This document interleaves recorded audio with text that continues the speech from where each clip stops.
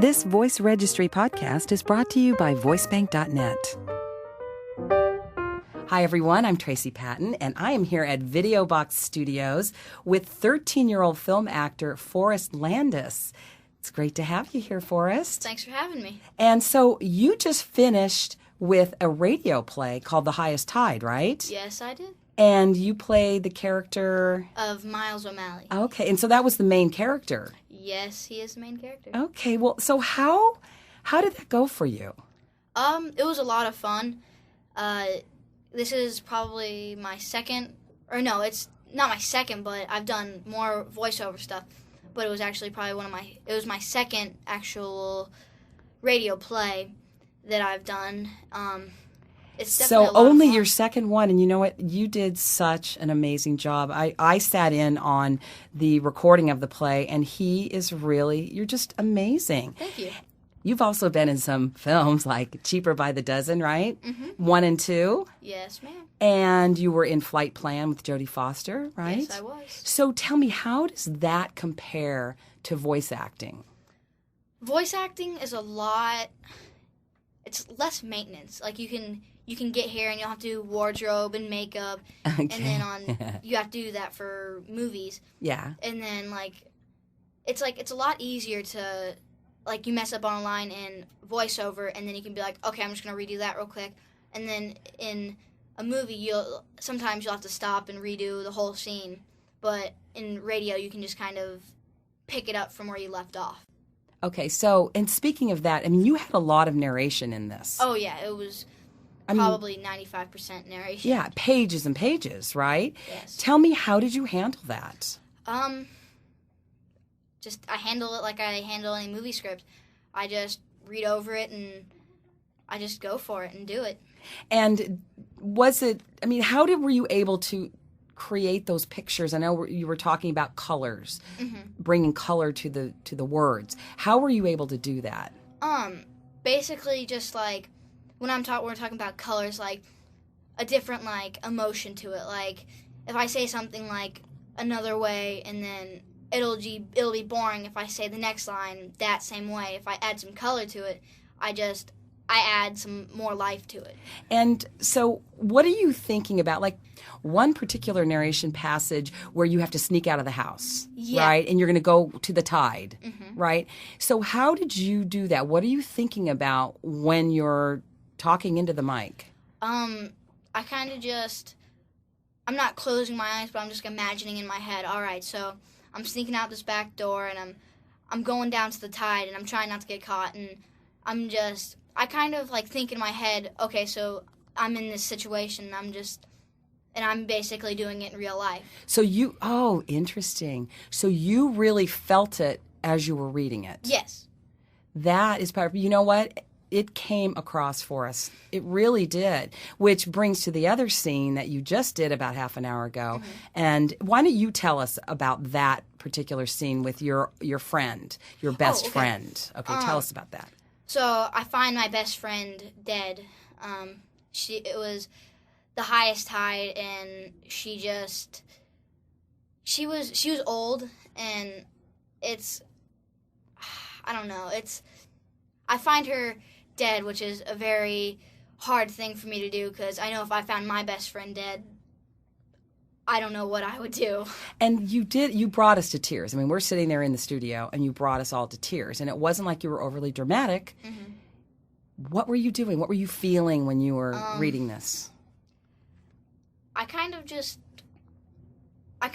my own life. Like, if I want to use an as if, which is what if this were to happen, or what if, and I just kind of go along with that, and I kind of just think and use that for what I usually do for the script.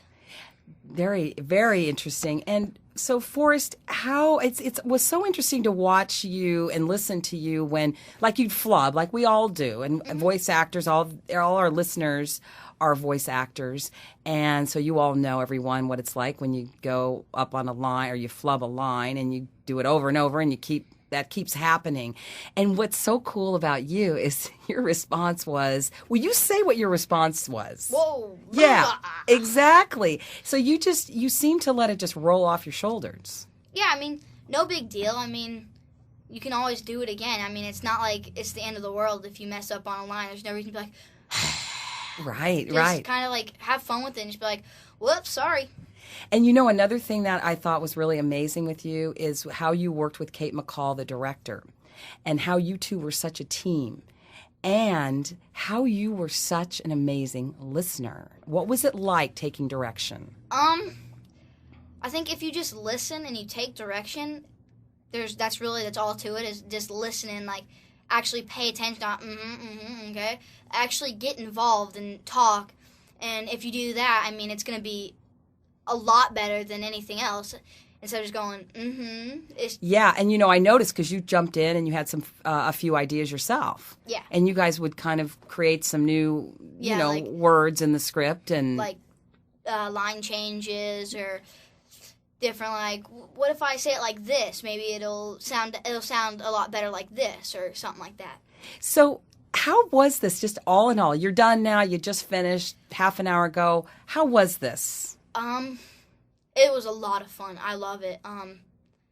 Do you like it as much as being on camera and doing all those films you do? I think I like it the same because you can get involved as you can get as yeah, I know what you're saying. You can get keep going. As involved as you want in film. Yeah. But you can get even more involved in radio, I think. And it's so fun because you can be a lot more creative and stuff.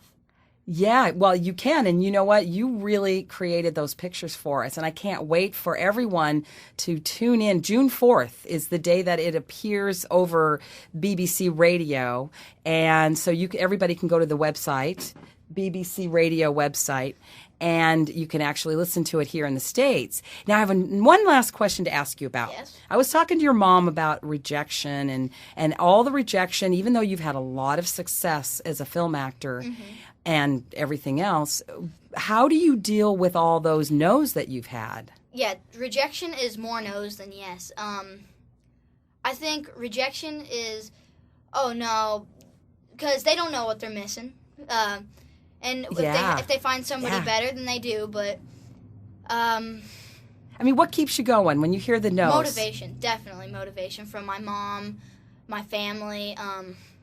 They're always like, keep trying. There's always something else out there. And I know there's other stuff out there. Like, I mean, you have to hear no more than you hear yes. I mean, it's kind of like asking for something that you want really bad, but you say no. And then it's like, okay. Yeah.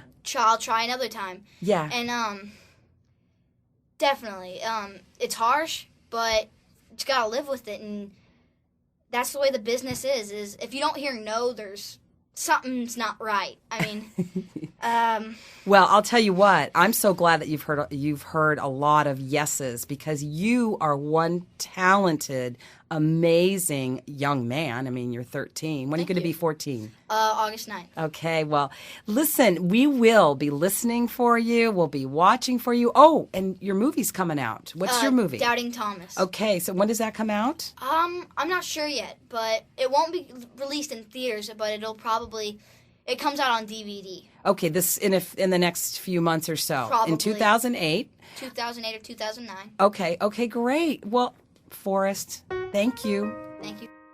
This Voice Registry podcast was brought to you by VoiceBank.net. Join us next time.